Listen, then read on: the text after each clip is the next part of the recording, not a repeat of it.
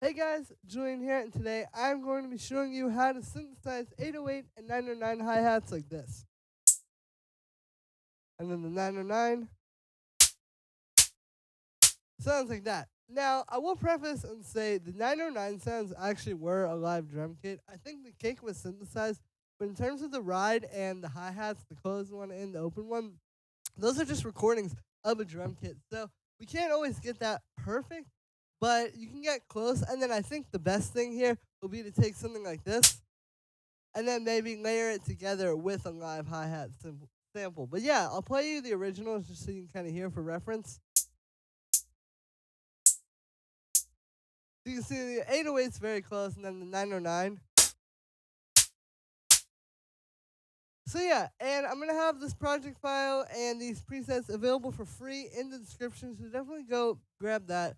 And yeah, let's dive in. So I'll start with the 808 hi-hat. It's a pretty simple sound. The way it works is it's just some white noise. You can see I just have noise white in operator here.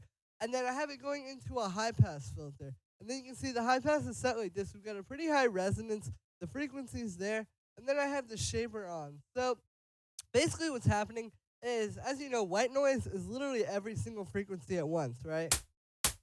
Like you're just hearing every frequency in the spectrum. And then you take this high pass filter and you're cutting out all that low end and just giving just leaving those bright high frequencies. And then when you boost the resonance there, that's what gives it the metallic sound. Like if I turn that off, you can see it starts to go down. But then when you set it back up there, that's how you get that sort of like metallic effect to it. So yeah, this is important because obviously, with a hi-hat, you don't want it to just sound like noise or like filtered noise. Like without the resonance, it really just sounds like some white noise. But when you add that, it gives it, again, that sort of like metallic touch to it that really tells the listener this is a hi-hat. And yeah, and then the shaper just gives it a little bit more of like a hit. If I turn this off and then on, you can hear, just makes it hit a little bit more. The other thing that's really important with synthesizing hi-hats is the way you shape the envelope, like the volume envelope. So you can see here, we've got it set like this. I've just got the decay and the sustain shorter. It really helps to be able to like look at the waveform of the 808 like this. And then we can get it really close. So if you're trying to synthesize a hi-hat like this, I recommend maybe you might not even be trying to synthesize an exact 808 or 909 hi-hat, but use one as a reference, just like I've done here. Like when I was making this, I was just going back and forth like that. And yeah, once you get that envelope down, like that's a lot of the sound. Because obviously, like if this is just like, yeah, that doesn't really sound anything near a hi-hat, even though we've got the filter and the metallic sound from the resonance. But once you get it to that little quick, like, there you go, that's the sound. And yeah, and then the last thing here would just be like kind of playing around here. Maybe you can do some more interesting stuff. I was playing around with this LFO, for example. It's really subtle. You don't want to turn this up too much. Like maybe I'll turn it up to there. But you get that kind of like sound. Maybe we can set this to like there.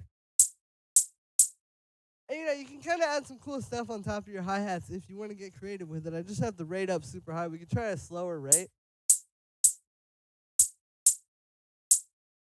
And yeah, so just a little bit of thing of getting creative with it. And then for the 909 hi-hat, again, here's what ours sounds like. And then here's the original. You can hear it's close, but again, the original 909 hi-hat is actually recorded from a drum kit. Like, this was literally just a recording. They put it in the drum machine, and there it was. So you're never going to get exactly the same with that, because of that. We can get very close. And again, I think if you layer this up with, like, the attack from a real hi-hat, like if you put those together like that, then you can kind of get exactly the sound. But in terms of the synthesis here, you can see it's very similar to the 808 where we've just got the volume envelope set like this. So again, just like a short, kind of punchy sound. And then that's going into this bandpass filter. And you can see The bandpass on this one is set a little bit different than the high pass we had on the 808. So the high pass is really good when you want like a bright, sharp hi-hat like that. The bandpass is good if you want something that's a bit more punchy and like fat sounding. Like the 909 to me is meant to be very fat and full sounding. And the bandpass is good for that because it's not just like cutting off those low frequencies completely. You're kind of just honing in on a certain range. Like this. And then you can see with that, we've got the envelope on here. So I've got the envelope up to 100%, but then we just have the decay set really, really short. Here's without the envelope. And then with it, so you can hear it's really subtle, but it just gives it that extra little bit of punch. Again, without this filter, this is just some noise. So the filter is really adding the tone to the sound, and this is where you want to shape it. This will be the same way you would use a volume envelope or a pitch envelope if you were just making like a synth sound and you wanted it to be punchy like this. And then you can see I've also got the shaper on here, and we've got that on the hard setting. So again, the shaper really helps to give it that punch. Like if I turn this off, it's really nothing near what the 909 hi-hat's supposed to sound like. But when you add that, it gives it that certain bit of rawness.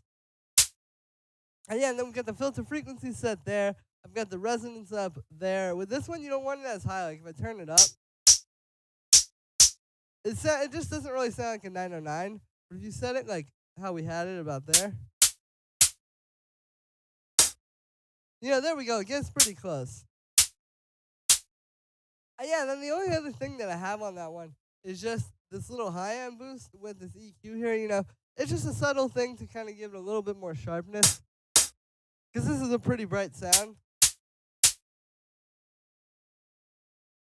And yeah, so again, with the 909, I think the best way to recreate it, if you really wanted to exactly recreate the 909 hi-hat, would be to get what I've made here, and then maybe layer it with the punch from a live hi-hat. Like, we could even take this one, and we could just do a little bit of this with the fades. Just get that. And then there we go. It's very close.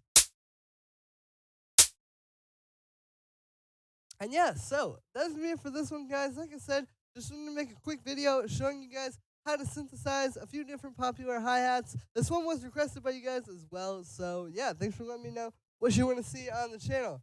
As usual, you can get the project file and samples and MIDI and presets, all of that stuff in this video in the description for free. And if you're a patron on my Patreon, check there because it's available. Without a download, okay? Make sure to like this video as well as subscribe. And yeah, thank you so much, guys, and I'll see you tomorrow with another video.